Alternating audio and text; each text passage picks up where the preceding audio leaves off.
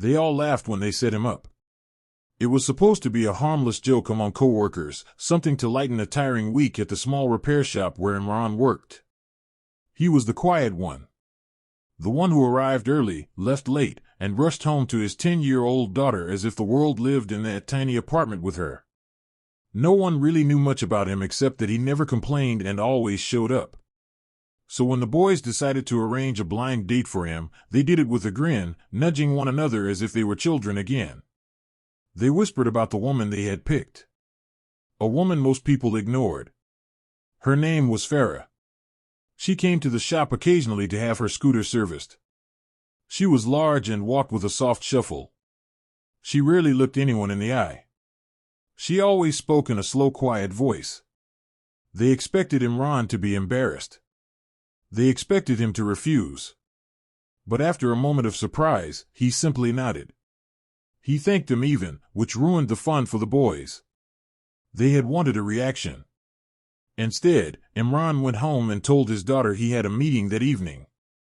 He kissed her forehead and promised he would return before she fell asleep. When he arrived at the small tea house where the date had been arranged, he found Farah waiting near the window. Her shawl was wrapped tightly around her shoulders as if she wished she could disappear into it. She looked up only when he said her name. Her eyes widened as if she could not believe he had actually come. They sat. At first the silence between them felt like a wall neither knew how to climb. She kept smoothing her shawl. He kept glancing at the menu although he had already memorized the items. The tea house buzzed around them with soft chatter. Yet their table stayed quiet. Finally Farah spoke. She told him she knew why the date had been arranged. She told him she heard the jokes. She heard the laughter. She knew what people saw when they looked at her. Her voice trembled as she explained this, not with anger but with something quieter. Something like resignation. Imran listened without interrupting. When she finished, he folded his hands on the table and said he was sorry. Not for being there, but for the way the world had treated her. She blinked in surprise, and this small shift opened something between them. He told her about his daughter, Alicia.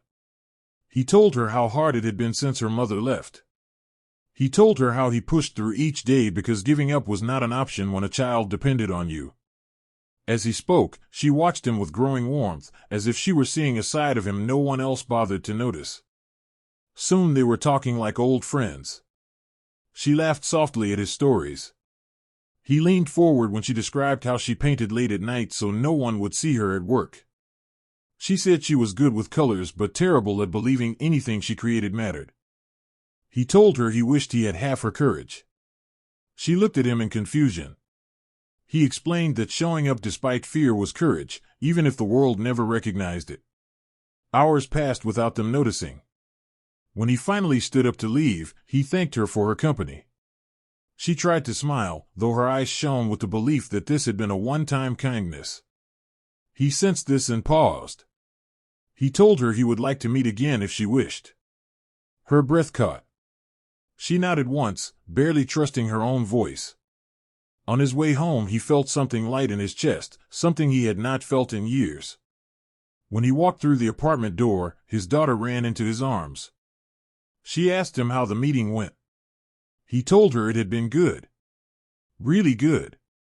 She studied his face as children do when they sense truth beneath words, then smiled wide.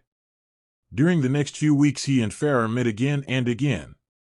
Sometimes they walked through the park while Alicia ran ahead of them.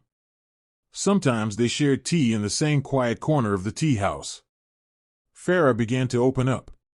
She spoke about the loneliness she carried. He listened with the patience of someone who understood the weight of silence. As they spent time together, something gentle began to grow, steady and natural. People at the shop eventually realized he had continued seeing her. Their amusement faded. They could not understand why he chose her. Some even asked him openly.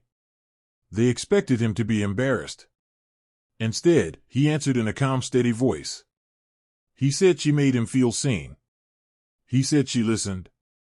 He said she carried kindness without expecting anything in return. He said her presence brought peace into his life. He told them that someone's worth was never measured by the shape of their body but by the shape of their heart. The shop fell silent after that. No one had expected such a response. No one had expected his voice to tremble the way it did when he spoke about her. He returned home that evening and found Farah sitting with his daughter, helping her mix colors for a school project. They both looked up when he entered. The sight struck him with such warmth that he had to stand still to steady himself. In that moment he understood something simple and profound. Life had not given him the path he wanted, but it had woven people into his world who filled the empty spaces in unexpected ways. What had started as a thoughtless joke had become the beginning of a quiet, steady healing. He stepped inside and closed the door behind him, grateful for the life that waited on the other side.